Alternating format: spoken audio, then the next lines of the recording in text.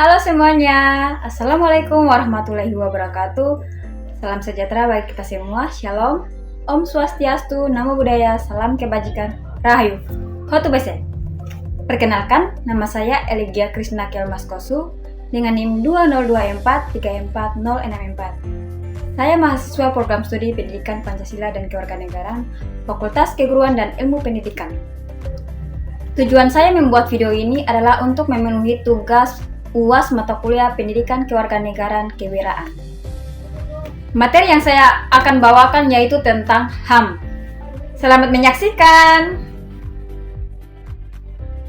Teman-teman, sebelum membahas lebih jauh, kita harus tahu dulu apa itu HAM. Hak asasi manusia atau HAM adalah hak dasar yang sudah dimiliki setiap manusia sejak lahir sebagai anugerah dari Tuhan Yang Maha Esa. Hak ini melekat pada setiap orang sehingga tidak bisa dihilangkan atau dicabut secara sembarangan. Semua orang memiliki HAM tanpa membedakan suku, agama, ras, jenis kelamin, maupun status sosial. Negara juga memiliki kewajiban untuk menghormati, melindungi, dan memenuhi hak-hak tersebut. Yang kedua, ciri-ciri HAM. HAM memiliki beberapa ciri yang membedakannya dengan hak lainnya. Pertama, bersifat universal, artinya berlaku untuk semua orang di seluruh dunia, tanpa melihat latar belakangnya. Kedua, melekat sejak lahir, sehingga seorang tidak perlu diberi hak tersebut karena sudah menjadi hak alaminya. Ketiga, tidak dapat dicabut secara sewenang-wenang. Jadi, hak seseorang hanya bisa dibatasi berdasarkan hukum dalam keadaan tertentu. Yang keempat, tidak dapat dipindahkan atau diperjualbelikan. Misalnya, seseorang tidak bisa menjual hak hidupnya kepada orang lain.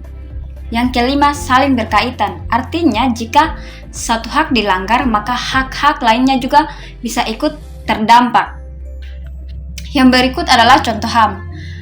Dalam kehidupan kita sehari-hari, HAM dapat kita lihat dalam berbagai bentuk. Misalnya, setiap orang memiliki hak untuk hidup dan memperoleh perlindungan. Contohnya, korban tindak pidana berhak mendapatkan perlindungan dari aparat penegak hukum selama proses hukum berlangsung. Setiap orang juga memiliki hak memperoleh pendidikan. Artinya, semua orang berhak mengenyam pendidikan tanpa adanya diskriminasi. Selanjutnya ada hak-hak memeluk agama dan beribadah. Negara menjamin setiap warga bebas memilih agama dan menjalankan ibadah sesuai keyakinannya tanpa paksaan. Kemudian ada hak menyampaikan pendapat. Sebagai mahasiswa, kita boleh memberikan kritik terhadap kebijakan pemerintah melalui diskusi seminar atau aksi damai. Tetapi, harus dilakukan secara bertanggung jawab dan sesuai hukum. Selain itu, setiap orang memiliki hak memperoleh pekerjaan dan penghidupan yang layak. Dalam proses rekrutmen kerja, semua pelamar harus memiliki kesempatan yang sama tanpa diskriminasi. HAM juga menjamin hak memperoleh pelayanan kesehatan. Setiap warga negara berhak mendapatkan pelayanan kesehatan yang layak ketika membutuhkan. Terakhir, hak mendapatkan perlakuan yang sama di hadapan hukum. Artinya, semua orang memiliki kedudukan yang sama di depan hukum, baik masyarakat biasa maupun pejabat negara. Jadi, hak ini terdapat dalam Undang-Undang Dasar 1945 pasal 28A sampai pasal 28J. Yang berikut adalah dasar hukum HAM di Indonesia. Jadi HAM di Indonesia memiliki dasar hukum yang jelas. Yang pertama adalah Pancasila, terutama sila kedua yaitu kemanusiaan yang adil dan beradab. Jadi sila ini mengajarkan agar setiap orang menghargai martabat manusia. Kedua adalah Undang-Undang Dasar Negara Republik Indonesia tahun 1945, khususnya pasal 28A sampai 28J yang tadi saya sudah katakan, yang mengatur tentang berbagai hak warga negara.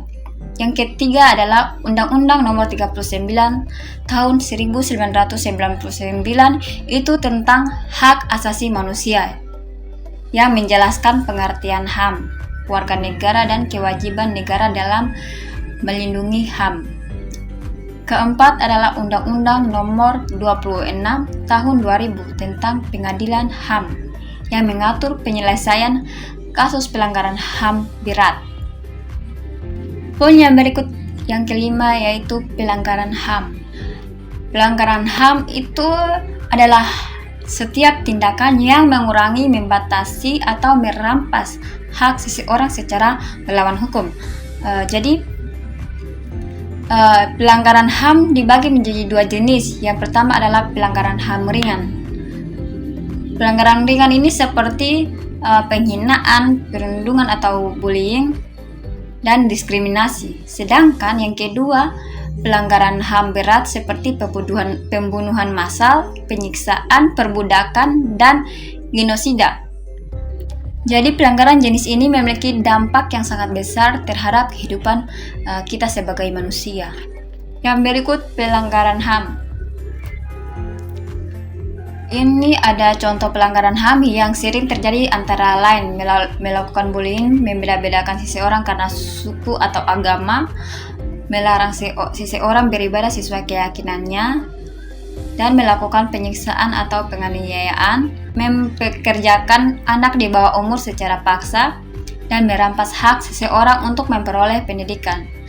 Semua tindakan tersebut melanggar hak dasar manusia yang seharusnya dilindungi oleh HAM itu sendiri. Yang ketujuh, kewajiban dalam HAM. Selain memiliki hak, setiap orang juga mempunyai kewajiban.